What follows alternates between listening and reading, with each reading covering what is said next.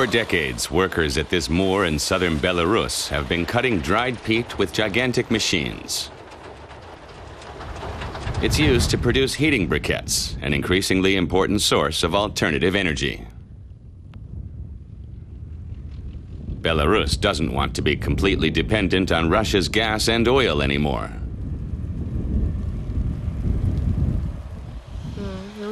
Annette Thiele from Germany is a landscape ecologist. She and her Belarusian colleagues are shocked by the condition of the moor. It's really awful. The first time I saw it, 1.5 years ago, I thought it was pretty bad. You get used to it, but when you know what it used to sound like here, with the frogs and warblers and other small birds, it's really unsettling.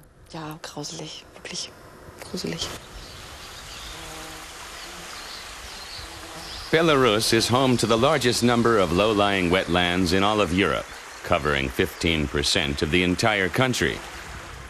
During the Soviet era, half of Belarus's marshes were drained and either used for their peat or turned into farmland. But both plants and animals disappear when the marshland is dried out. Thiele has been living and working here in Belarus for 2 years now. She says each hectare of drained wetland can release up to 24 tons of greenhouse gases. When you drain moors and install canals and pump out water, the peat starts to mineralize on its own. Air infiltrates the peat and microorganisms break it down into its components. CO2 is released into the atmosphere during the process, and that contributes to global warming.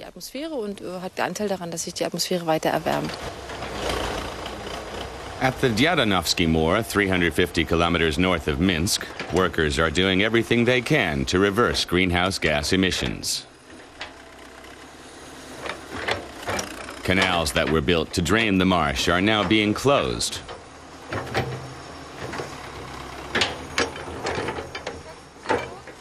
Every bit of wetland that's renaturalized represents a small victory for the researchers.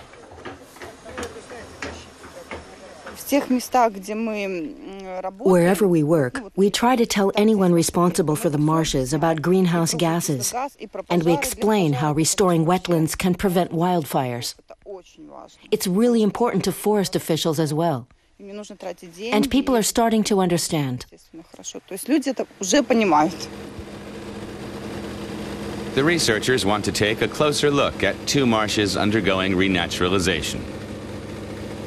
The canals have been closed and dams have been constructed.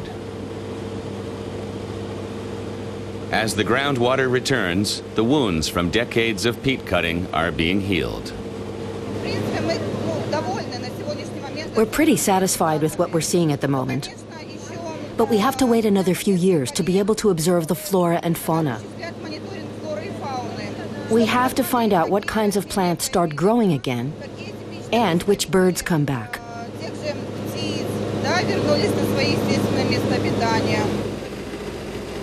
Officials plan to renaturalize 15,000 hectares of wetlands in the coming years. Germany's Environment Ministry has pledged 3.2 million euros to support the project. It's early morning at Sporovo Bog. German moor expert Martin Minka is also a member of the German Belarusian research team.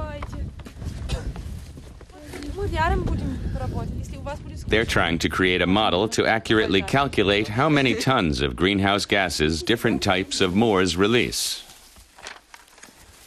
They also study wetlands across the country, noting the type of plant growth and measuring the level of water and emissions. Their research model will play a key role in trading emissions rights. Belarus could even profit from the greenhouse gases absorbed by its moors. That's why it's important to be able to take precise measurements instead of just referring to data from other countries or other locations that aren't necessarily relevant.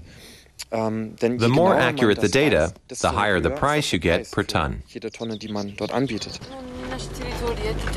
The researchers finished their work here and head south. They spend nearly the entire summer on the road, taking samples at different sites. Today, local conservationists show the researchers some wetlands that were renaturalized more than a year ago. Expert Alexander Kazulin says the massive peat bog fire in 2002 resulted in a new mindset in Belarus. 10 years ago, it wasn't even worth mentioning the idea of renaturalizing marshes. People only wanted to use the land for agriculture. But now, we have the support of not only the residents, but also several cabinet ministers and our president, too. It's fantastic to see how quickly things are changing. Some of the land here was really just black desert not too long ago. But in just a year, you already see reeds, sedges and water plantain is beginning to bloom, for instance. It's really amazing when you see how quickly it comes back to life.